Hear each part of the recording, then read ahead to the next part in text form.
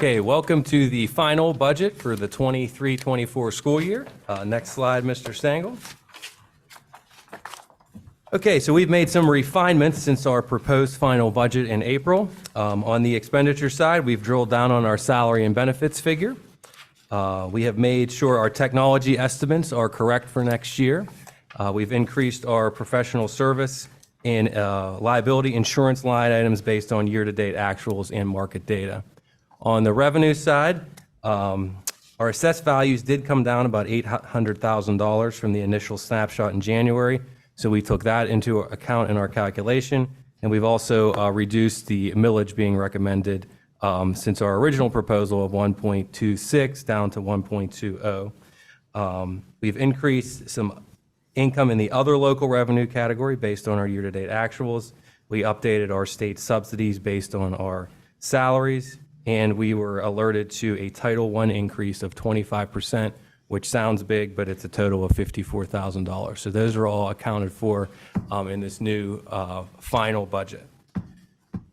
Next slide, Mr. Stengel. Mr. Glico, can I ask a question on the Absolutely. Title I? Was that based on increased eligibility in the district or just increased federal funding? Increased federal funding.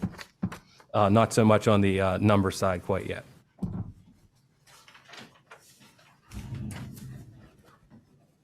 All right, so our administrative recommendation this evening is a balanced budget with a 1.20 millage increase with $0 with the use of fund balance, consistent with the district's strategic plan. It maintains our programmatic integrity.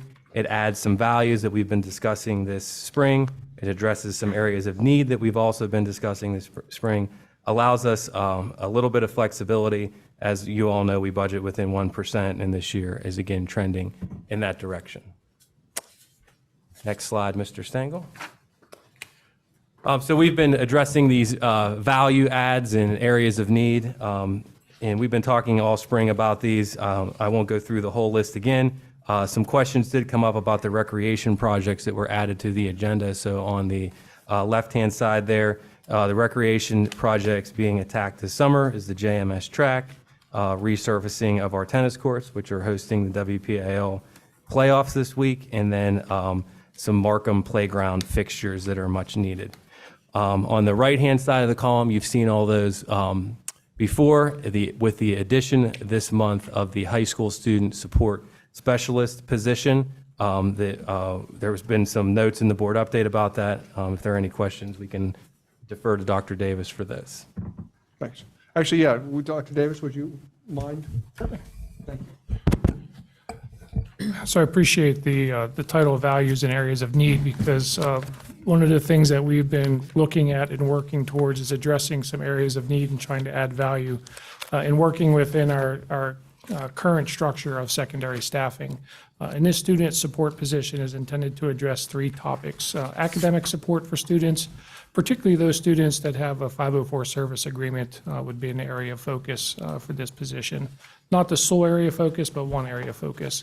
But then in addition to the academic supports and address, 504 service agreements, talking about some executive functioning training to help teachers prepare students better and work with students directly. We wanted to also address mental health.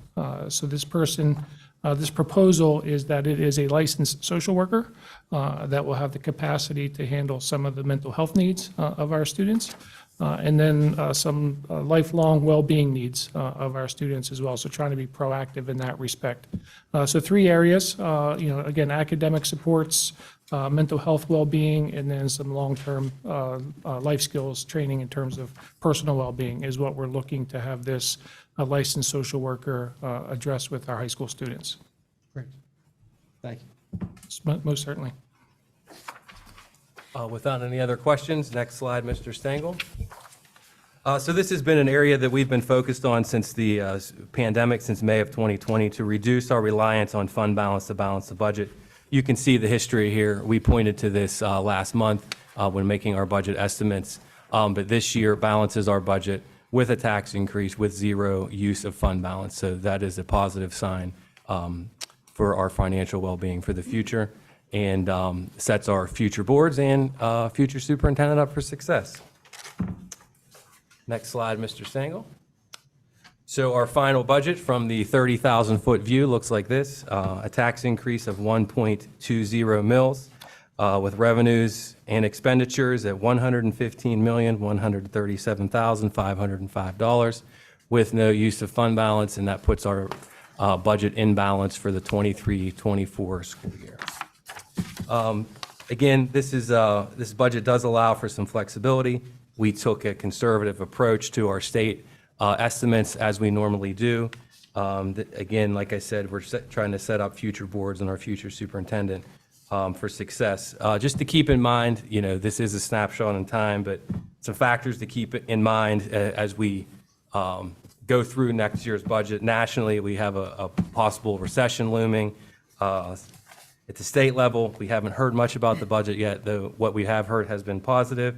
And locally, we have this pending common level ratio case, and of course, our unsettled teachers' contract. So we're in a great place right now as far as no use of fund balance, and I think this budget allows us the flexibility to continue as we have for 110 years. Any questions? So just to go back over some territory that we covered during the last budget presentation, the Act 1 index is a number that's provided to us based on legislation that takes into account financial conditions and other financial indicators. Correct. So within that context, school districts are set a cap for the maximum amount of potential tax increase based on the current financial conditions. And in this case, we're coming in a bit under what the index is. Correct. So the Act 1 index was 4.8% or 1.2667 mils. This final budget will be a millage increase of 1.2 mils or 4.05%. Okay. And we'll continue to adjust it also if we get more detailed information to the good. So you may see a little bit of a change, probably not a significant change, but you may see a little bit change between now and March 20th. May 22nd. May 22nd. Sure. Is there additional information that's pending that would come in prior to that? Because I know the state budget won't be resolved. The state budget is basically what we're waiting for. We did receive our homestead values. Like I mentioned, the assessed values dropped just a little bit. But again, we will continue to look at this day after day and line after line as we continue for the next week to try to see if there are any outliers where we can create some savings. Other questions? Okay. Next slide, Mr. Stengel.